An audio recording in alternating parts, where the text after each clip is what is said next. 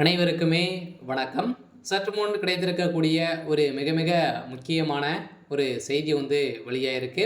சற்று முன் திமுகவின் ஆலமரம் சரிந்தது, போலீஸ் குவிப்பு, இது மாதிரி பார்த்தீங்கன்னா செய்திகள் வெளியாயிருக்கு.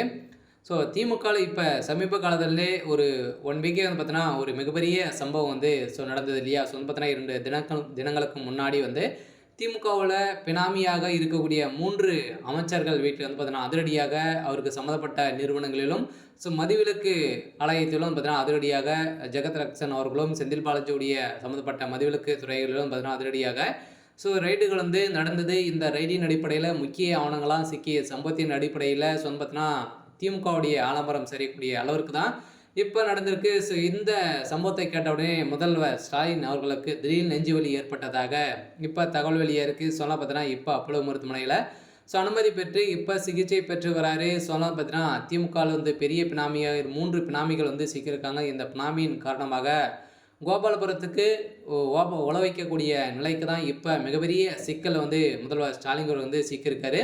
இந்த நிலையில் தான் ரகசியமாகவே பார்த்தீங்கன்னா இப்போ அப்போலோ மருத்துவமனையில் அனுமதி பெற்று முதல்வர் ஸ்டாலின் அவர்கள் சிகிச்சை பெற்று வர்றாரு. அதெல்லாம் பார்த்தீங்கன்னா அங்கே இருக்க காரணத்தால் அமலாக்கத்துறையால் ரைடுகள் நடத்த முடியாது இல்லையா? சம்மந்தப்பட்ட தான் உள்ளே போகணும். இந்த நிலை பிளான் போட்டு இப்போ திமுக தலைவர் ஸ்டாலின் அவர்கள் செய்திருக்காரு. இருந்தாலுமே திமுகவுடைய ஆலமரமாக இருக்கக்கூடிய முதல்வர் ஸ்டாலின் அவர்கள் செந்தில் பாலாஜி, ஜெகத் ரக்ஷன் ஜெகத் ரக்ஷன் அவர்கள் பார்த்தீங்கன்னா திமுகவுடைய ஒரு மிகப்பெரிய ஒரு பினாமியாக தான் இருந்திருக்காரு.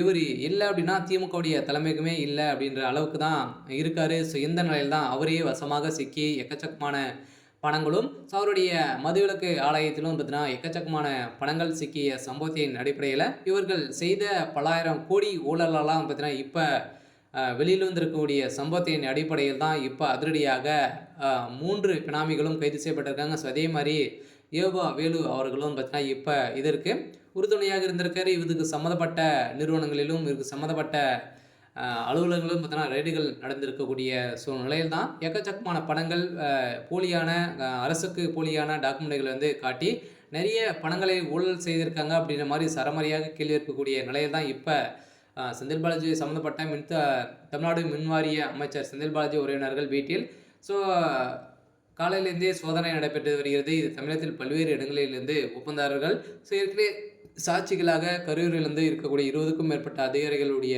வீடுகளிலும் பார்த்தீங்கன்னா ரைடுகள் நடந்ததெல்லாம் இப்போ செந்தில் பாலாஜி அவருடைய கதை ஒட்டுமொத்தமாக முடிந்திருக்கு. இந்த விஷயத்தில் இப்போ சமீப காலத்தில் 40,000 கோடி மெகா ஊழல் மின்சாரத்துறையில் நடந்திருக்கு அப்படின்ற மாதிரி இந்த பணங்கள் அனைத்துமே இப்போ வசமாக சிக்கியிருக்கு. இந்த பணத்தின் அடிப்படையில் இதை கேட்ட திமுகவுடைய அரசு திடீர்னு முதல்வர் ஸ்டாலின் அவர்கள் திமுகவுக்கு அலமாரமாக இருக்கக்கூடிய அவரே நெஞ்சுவலி ஏற்பட்டதாக தகவல் வெளியாக இருக்குது. இருந்தாலும் என்ன நடக்க போகுது அப்படின்றத வெயிட் பண்ணி பார்க்கலாம். இது மாதிரி செய்திகளை தெரிஞ்சுக்கணும் அப்படின்னா மறக்காமல் நம்மளுடைய சேனலை சப்ஸ்கிரைப் பண்ணி சப்போர்ட் பண்ணுங்கள். தேங்க்யூ.